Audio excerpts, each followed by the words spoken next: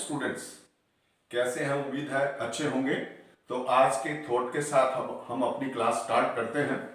आज का थॉट है, मंजिल पाने की उम्मीद कभी मत छोड़िए, क्योंकि अक्सर सूरज डूबने के बाद ही दोबारा सवेरा होता है।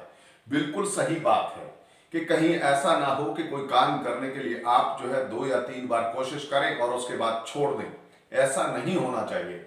अक्सर क्या होता है कि असफलता ही कई बार जो होता है वो सफलता को जन्म देती है, क्योंकि हम जब असफल होते हैं तो हम दुगनी ताकत के साथ काम में लग जाते हैं और आखिर में हमें मंजिल मिल करके रहती है। तो स्टूडेंट्स, जैसे कि हमने जो लास्ट टॉपिक किया था उसके अंतर्गत मैंने आपको meaning of debit and credit बताया था, और आज जो हम करेंगे वो है टाइप्स ऑफ अकाउंट्स और इसके अलावा rules of debit and credit. तो जो पिछले सेशन में मैंने आपको बताया था पिछले क्लास के अंदर कि इसमें जो है 2 बेस होते हैं हमारे पास, एक तो अमेरिकन अप्रोच और दूसरा था हमारे पास जो है इंग्लिश अप्रोच। अमेरिकन अप्रोच में मैंने आपको अकाउंट्स के 5 नेचर बताए थे, जिसके अंतर्गत आपको उसके रूल्स भी बताए थे। आज हम करेंगे इंग्लिश अप्रोच, जो कि हमारा डबल एंट्री सिस्टम का मुख्य अप्रोच है। डबल एंट्री सिस्टम जो है इसी अप्रोच पर बेस्ड है। तो इंग्लिश अप्रोच के अकॉर्डिंगली अकाउंट्स को कितने पार्ट्स में डिवाइड किया जाता है और क्या जो है इसके डेबिट और क्रेडिट के रूल्स हैं, ये आप लोग सुनिएगा। इंग्लिश अप्रोच के अकॉर्डिंगली अकाउंट्स को जो है 2 पार्ट में बांटा जाता है। Accounts are of 2 types. देखिए, ये 2 तरह के होते हैं। एक तो होते हैं पर्सनल अकाउंट्स, पर्सनल अकाउंट, और दूसरा है इम्पर्सनल अकाउंट।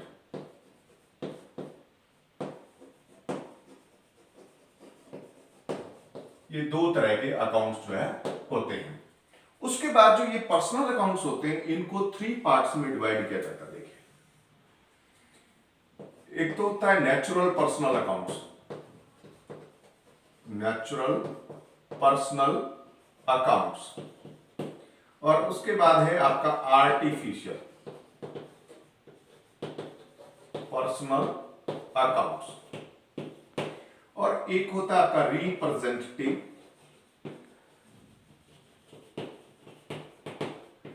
Personal accounts.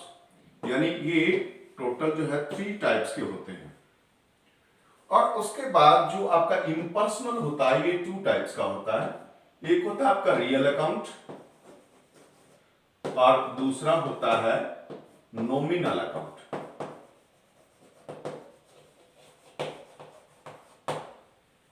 तो स्टूडेंट्स, अब मैं आपको इनका बताऊंगा कि पर्सनल अकाउंट क्या होता है, इम्पर्सनल अकाउंट क्या होता है। तो आप नोट करें, इसको अपनी नोटबुक में नोट करेंगे।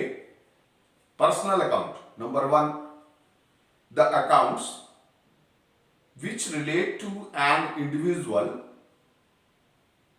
फर्म, कंपनी और an institution are called personal account.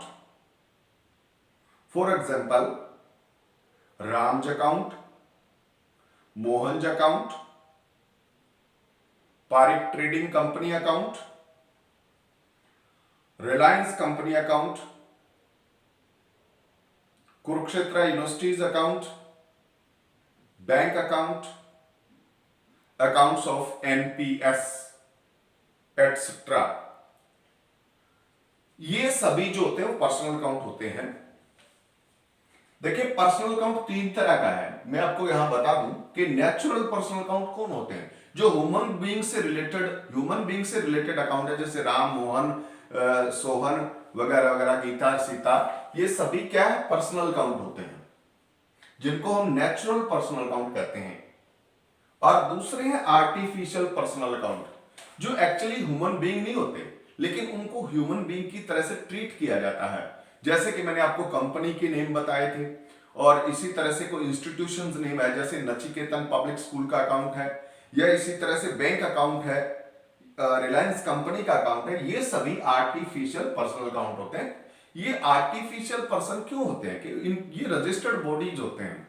तो ये एक तरह से रजिस्टर्ड बॉडी होने की वजह से जो है इनको एक ह्यूमन बीइंग जैसा जो है अथॉरिटी दिया जाता है बाय लॉ।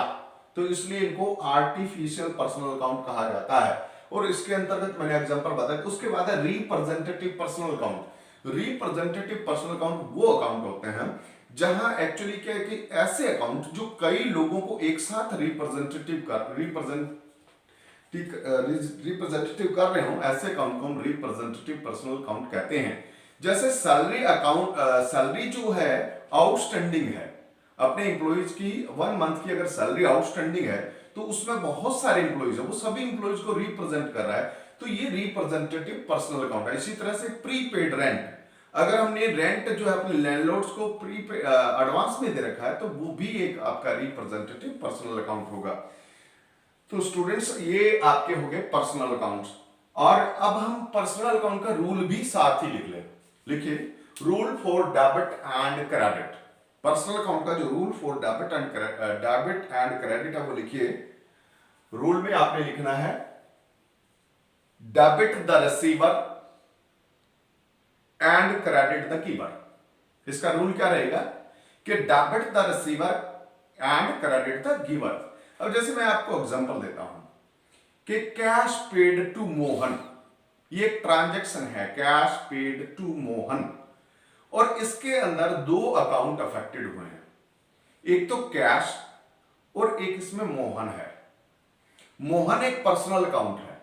अब इसमें आपने क्या देखना है कि मोहन रिसीवर है या गिवर है, क्योंकि हमने पर्सनल अकाउंट का रूल क्या बताया कि debit the receiver credit the giver, और हमने यहां कहा कैश पेड टू मोहन, तो मोहन यहां क्या हुआ, रिसीवर हुआ। तो मोहन को हमने रूल के अकॉर्डिंगली क्या करना है, क्रेडिट द गिवर, यानी मोहन को क्रेडिट करना है।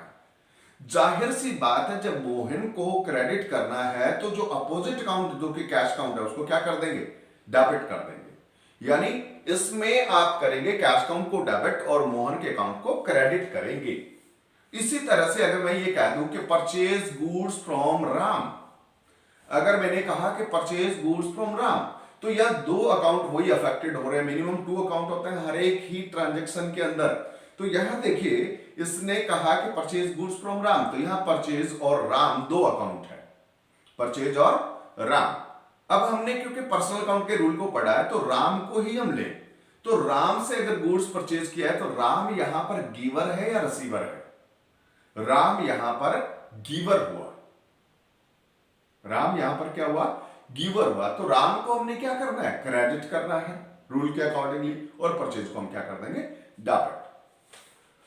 अब मैं ये कहता हूं कि कैश रिसीव्ड फ्रॉम राम, अगर राम से कैश रिसीव्ड करें तो हम यहां पर राम को क्या करेंगे, क्योंकि राम यहां गिवर है, गिवर को हमने क्या करना है, क्रेडिट करना है। और इसी तरह से अगर हम और एंट्रीज करें तो इस रूल के अकॉर्डिंगली आप कोई भी एंट्री कर सकते हैं, कोई दिक्कत नहीं है।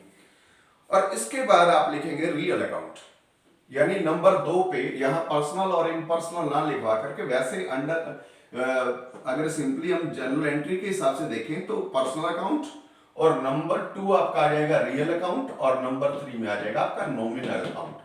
तो इनके आप रूल्स लिख रहे हैं। पर्सनल का रूल मैंने आपको बता दिया। अब रियल अकाउंट आप लिखिए पहले, रियल अकाउंट होता क्या है, लिखें the accounts of all those things whose value can be measured in term of money and which are assets of the business termed as real account, इनको रियल अकाउंट कहा जाता है। एग्जाम्पल लिखिए cash account, furniture account, goodwill account, machinery account etcetera. और इसका rule लिखें क्योंकि इसमें सारी थिंग्स हैं, सारी क्या है, थिंग्स हैं। तो इसका रूल रहेगा debit what comes in, debit what comes in, इस तरह से debit what comes in, credit what goes out, debit what comes in, credit what goes out. कि यहां डेबिट व्हाट कम्स इन का मतलब क्या है, सपोज करें कि ये हमारा बिजनेस है, इसके अंदर जो कम्स इन जो होता है उसको डेबिट करना है, और इसके अंदर से जो बाहर जाता है उसको क्या करना है, क्रेडिट करना है। Debit what comes in, credit what goes out. तो स्टूडेंट्स इसका भी हम एग्जांपल लेते हैं कि जैसे मैंने कहा था कि कैश पेड टू राम, हमने राम को कैश पे किया, तो कैश यहां पर क्या है, आपका एसेट है, और कैश कौन सा अकाउंट है, रियल अकाउंट है, और राम कौन सा पर्सनल अकाउंट है। तो हमने कैश राम को पे किया, तो कैश गोज आउट है कि कम्स इन है।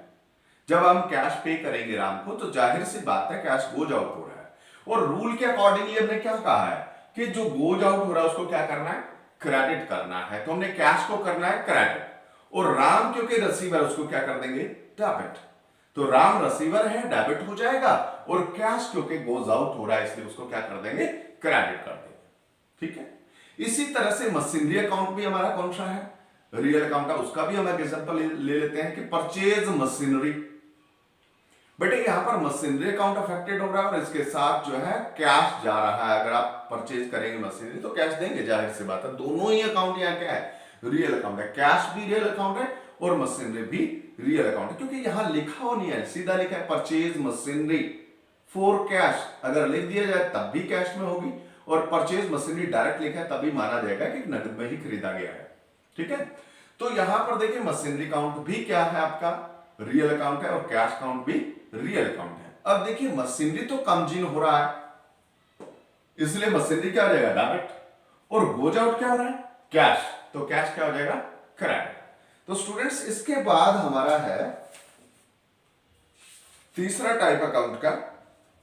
वैसे अगर हम बात करें कि रियल अकाउंट जो वो भी टू पार्ट्स में डिवाइड किया जाता है, टंजिबल रियल अकाउंट और इनटंजिबल रियल अकाउंट। टंजिबल रियल अकाउंट वो रियल अकाउंट होते हैं जिनको हम टच भी कर सकते हैं और सीन भी कर सकते हैं। जैसे सपोज करें कि हमारी मशीनरी है, फर्नीचर है, कैश है, ये सारे क्या हैं, ये टंजिबल रियल अकाउंट। इनटंजिबल भी होते हैं, इनटंजिबल में भी कुछ चीजें आ जाती हैं, जैसे गुडविल है, ट्रेडमार्क है, पेटेंट है, कॉपीराइट है, ये भी हमारी एसेट्स होती हैं, लेकिन ये दिखाई नहीं देती हैं, we can't see these assets, तो इसलिए ये इनटंजिबल रियल अकाउंट में आती हैं। स्टूडेंट्स इसके बाद हम आते हैं तीसरा जो आपका अकाउंट है वो है आपका nominal account.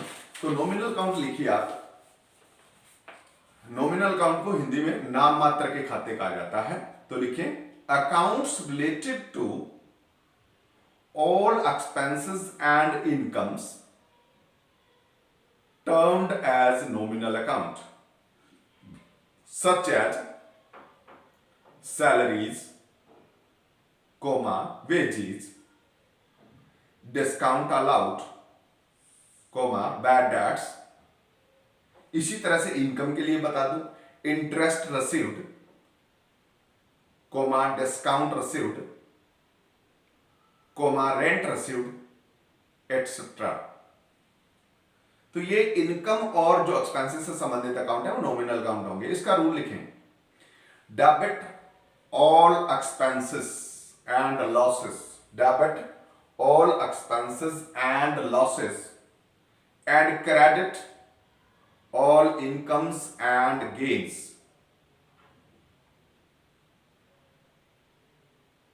Credit all incomes and gains. Students ये सारी चीजें अब आपने सीख ली हैं। अब आपको मैं एक छोटा सा क्वेश्चन देता हूं, आप क्वेश्चन नोट करें और उस क्वेश्चन को मुझे सोल्व करके बताएंगे, यानी आप सोल्व कर लेंगे इसको। अगर आपको कोई दिक्कत आएगी तो आप बाद में इससे संबंधित क्वेरीज करेंगे। लिखिए कि classify the following accounts into personal, real और नॉमिनल अकाउंट्स। और अकाउंट्स लिखिए नीचे, number 1 capital, number 2 drawings, number 3 cash paid, number 4 cash received, number 5 commission paid, Number 6, commission received. Number 7, purchase account. Number 8, sale account. Number 9, furniture account. Number 10, cash account. Number 11, bank account. Number 12, bank overdraft account. Number 13, debtor account. Number 14, creditor account. Number 15, traveling expenses. Number 16, goodwill account. Number 17, patent account. 18, salary account. 19, salary outstanding account. 20, insurance account. 21, insurance prepaid account. और 22, bad debts account. Students एक बात और ध्यान में आपको बता दूं कि एक इसमें जो है गुड्स अकाउंट भी होता है, और गुड्स अकाउंट जो होता है उसके मेन जो है 4 पार्ट्स होते हैं: purchase, sale, purchase return, sale return. ये गुड्स अकाउंट होते हैं, लेकिन ये सारे के सारे नॉमिनल अकाउंट में आते हैं। ओके, तो स्टूडेंट्स आपने ये क्वेश्चन करना है, और उसके बाद जो है अगर कोई नहीं आपको समझ में आता तो आपने पूछना है। Okay, thank you.